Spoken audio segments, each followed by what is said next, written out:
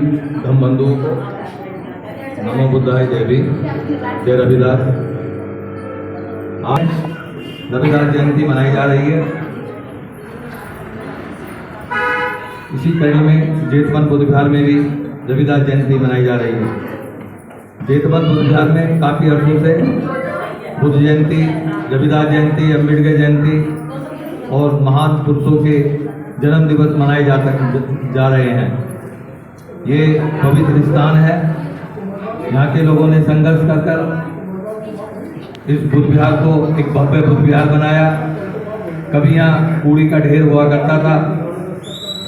गंगाचरण बबलू और यहाँ के पप्पू, जसवंत सिंह और बहुत से इनके साथियों ने काफ़ी प्रयास किया। यहाँ के सरकारी अफसरों से मिले, विधायकों से मिले, उनकी विधायक निधियों से यहाँ ये भव्य निर्माण कराया। इनका मैं बहुत बहुत हार्दिक अभिनंदन करता हूँ, वंदन करता हूँ। ऐसे लोग संघर्षशील कर एक आपके लिए भव्य बुद्ध विहार बनाया, जिसमें आप शान से बैठकर अपने महापुरुषों को याद करते हैं। रविदास जयंती आज संपूर्ण भारत में मनाई जा रही है। रविदास जी का जन्म बनारस में हुआ, चरमकार परिवार में हुआ।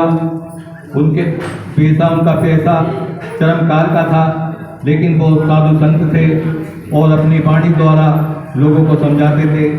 ऐसे समय में, जिस समय में जात पात के नाम पर भेदभाव होता था और हम लोगों को जानवर से भी बदतर समझा जाता था। एक घाट पर पशु पक्षी पानी पी सकते थे, लेकिन हम पानी भी नहीं पी सकते थे। हम अच्छे कपड़े नहीं पहन सकते थे, खाना नहीं खा सकते थे। अगर हम ऐसा करते थे तो हमारे ऊपर अत्याचार करते थे और कहते थे कि तुम हमारी बराबरी कर रहे हो। तो हमें नीचा जानबूझकर बनाया जाता था।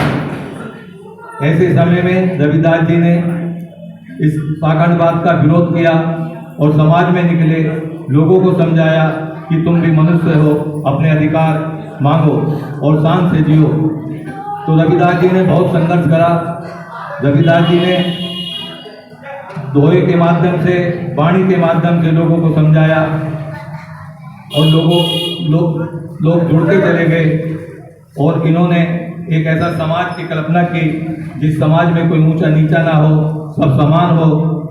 तो रविदास जी क्रांतिकारी थे और ऐसे संत हुए कि उस समय ब्राह्मणवाद के खिलाफ उन्होंने संघर्ष किया।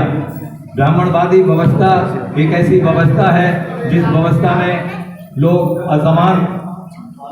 असमानता पैदा की है, ऊंचा नीचा पैदा किया है और कर्म के आधार पर नहीं, जन्म के आधार पर लोगों को ऊंचा नीचा घोषित कर दिया। रविदास जी कहते थे कि कोई जन्म के आधार पर ऊंचा नीचा नहीं है। ब्राह्मण के परिवार में पैदा होकर ब्राह्मण नहीं, अगर उसके कर्म सही है तो वो ब्राह्मण है, अगर कर्म सही नहीं है तो वो नीचा है। इसी तरह से नीच परिवार में पैदा होने वाला बालक भी अगर ज्ञानवान है, गुणवान है तो वो पंडित है, वो विद्वान है। ऐसी रविदास जी की विचारधारा थी। रविदास जी का एक समाजवादी समाज, एक ऐसा समाज जिसमें सभी समान हो, छोटे बड़े कोई ना है और सब कर्म के आधार पर उनका जीवन जिए और कर्म के आधार पर ही वो अपनी प्रतिष्ठा समाज में प्रदर्शित करे। ऐसा वो समाज चाहते थे रविदास जी। और रविदास जी ने कहा, एक और था इनका, जाति जात में जात है, जो केतन के पास देदास मनुष्य ना जुड़े, जब तक जाति न जात। रविदास जी कहते थे कि जब तक इस देश से जाति व्यवस्था खत्म नहीं होगी, तब तक असमानता खत्म नहीं होगी। बाबा साहब अम्बेडकर ने भी जाति खत्म करने के लिए और बौद्ध धर्म अपनाया था। बाबा साहब अम्बेडकर ने भी बहुत प्रयास किए थे समाज को सुधारने के लिए, जिस समाज में हम रह रहे हैं उस समाज को सुधारने के लिए। लेकिन उनके विद्वानों पर जूं तक नहीं रह गई और वो ठग से मस नहीं हुए।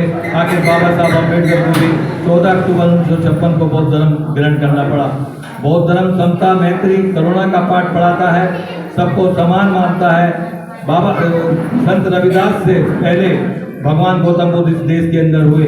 और भगवान गौतम बुद्ध ने भी रविदास की तरह ही संघर्ष किया, लोगों को समझाया और जात पात के आधार पर इस व्यवस्था को खत्म करने का प्रयास किया। रविदास जी भी इसी तरह से हुए, बाबा साहब अम्बेडकर भी इसी तरह से हुए।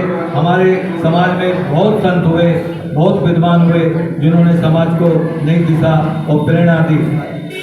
तो आज रविदास जी के जयंती है।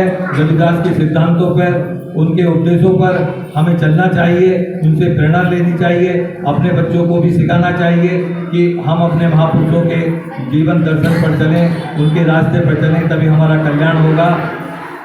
इन्हीं शब्दों के साथ मैं अपनी वाणी को विराम देता हूँ। नमो बुद्धाय, जय भीम। आज के आयोजकों को भी बहुत बहुत धन्यवाद।